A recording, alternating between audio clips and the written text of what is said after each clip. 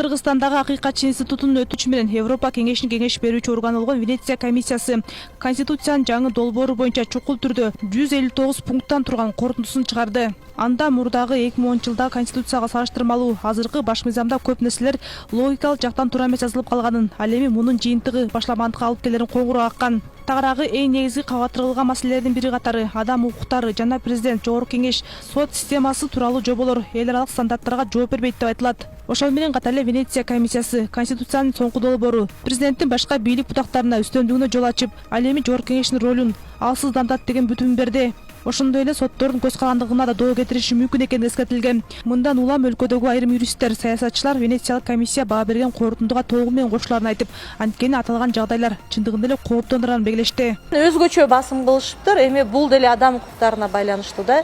Эгерде силер ошо бийликтин баарын бир адамга камтып берип койсоңор, баш мыйзам боюнча ошондой болуп атат дейт да. Эми ал жерде мындай талдап жазып беришиптир. Кадр маселеси бүт мамлекеттеги кандай кызмат болбосун, баягы жогорку кызмат, аткаруу бийлигинде, сот бийлигинде бүт жагында эле бүт эле президентке берип коюпсуңар деп атат да.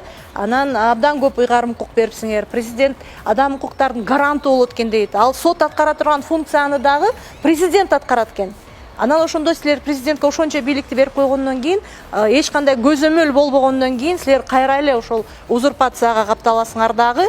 Анан эң негизги узурпация деген бул эң негизги адам укуктары үчүн бул эң негизги коркунуч деп ушундай бир корутунду бериптир. Эми көп айта турган андай Венециялык комиссиянын эмелери көп экен, абдан конституция боюнча жазган пикирлеричи. Анан негизги нерсе ошол болуп атат да, бизди деле кооптонуп турган ошол маселе. Анткени азыр айтып атышпайбы, мына президент жооптуу болот, президент жоопкерчиликтүү болот депчи, а бирок конституцияда президенттин эч кандай жоопкерчилиги каралган эмес. Мына буга чейин элди алдап келишти, курултай болот, президент курултайдын алдында жооп берет. Президент курултайдын алдында жооп бербейт. Президенттин курултайдын алдында эч кандай жоопкерчилиги жок. Ал эми азырынча кыргыз бийлиги абройлуу уюмдардын мындай корутундусуна расмий жооп берилек. Буга байланыштуу Конституциялык палатанын мурдагы судьясы Кара Сооронкулова Венециялык комиссия буга чейинки баш мыйзамдардын баарына тең өз корутундусун жана жардам берип келгенин токтолду. Бирок аталган комиссия бул иреттагы жаңы долбоор боюнча жогорку кеңештин төрагасы Талант Мамытовго кайрылганын, бирок төрага тараптан эч кандай расмий жооп болбогонун, ал эми бул кадам тоготпогондук катары бааланаарын айтат. Венециялык комиссиянын мүчөлөрү жазып атат, биз ушул долбоор боюнча төрагага кайрылдык дейт. Талант Мамытовго төрага кайрылдык дейт.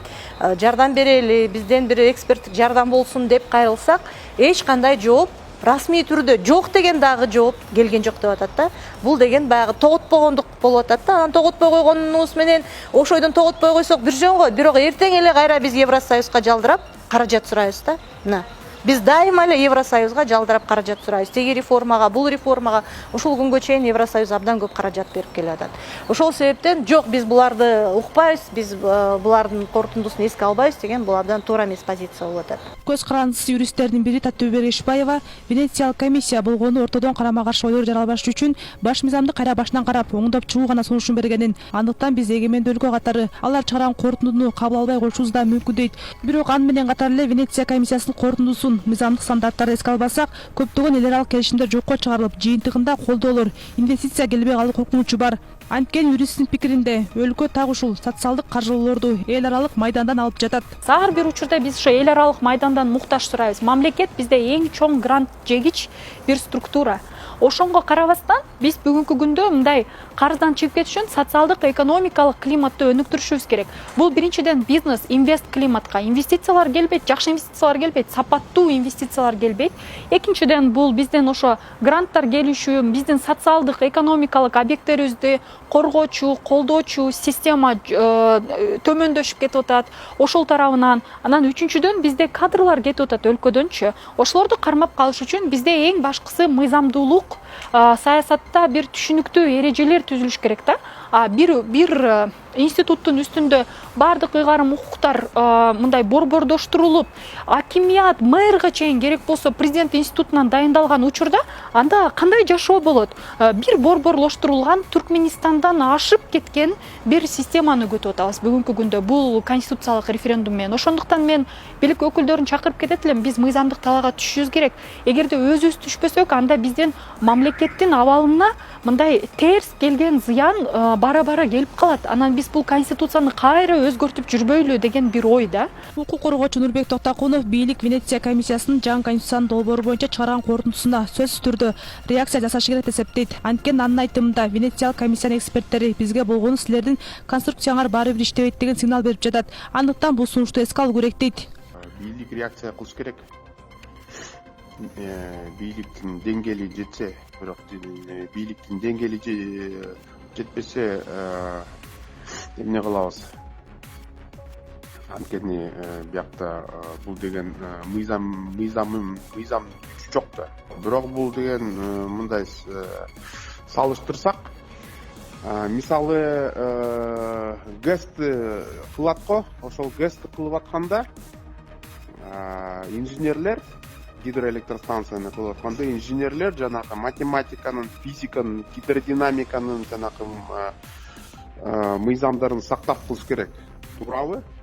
Анткени математика, физикага лайыктуу болбосо, анда бул деген иштегенде уже суу ичине кирип, тебип, кыйрат сындырып салат, туурабы?